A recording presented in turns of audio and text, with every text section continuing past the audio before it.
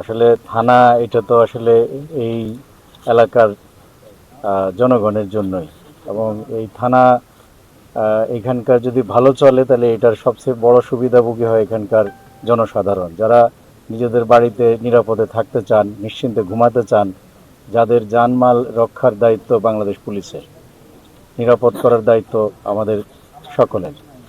তো আজকে এই থানায় ডাক্তার সিরাজুল হক ট্রাস্ট এর পক্ষ থেকে একটা গাড়ি উপহার দেওয়া হয়েছে।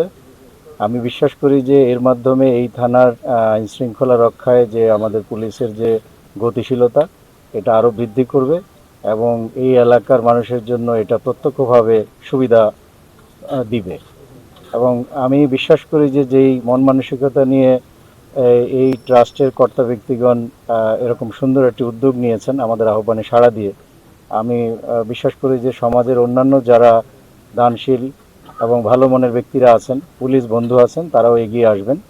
কারণ থানায় সরকারি বরাদ্দে যে সমস্ত গাড়ি আমরা পাই সেগুলা আসলে প্রয়োজনের তুলনায় অপ্রতুল।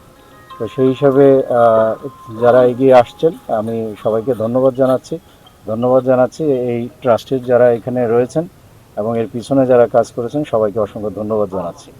আমরা বিশ্বাস করি যে এর পাশাপাশি এই এলাকার জনসাধারণ যারা এই ভালো কাজের সাথে সম্পৃক্ত, তারা সমানভাবে আইনের প্রতিও শ্রদ্ধা দেখাবেন এবং তাদের যারা এখানে অধিবাসী রয়েছেন প্রত্যেককে আইন মানার জন্য উদ্বুদ্ধ করবেন।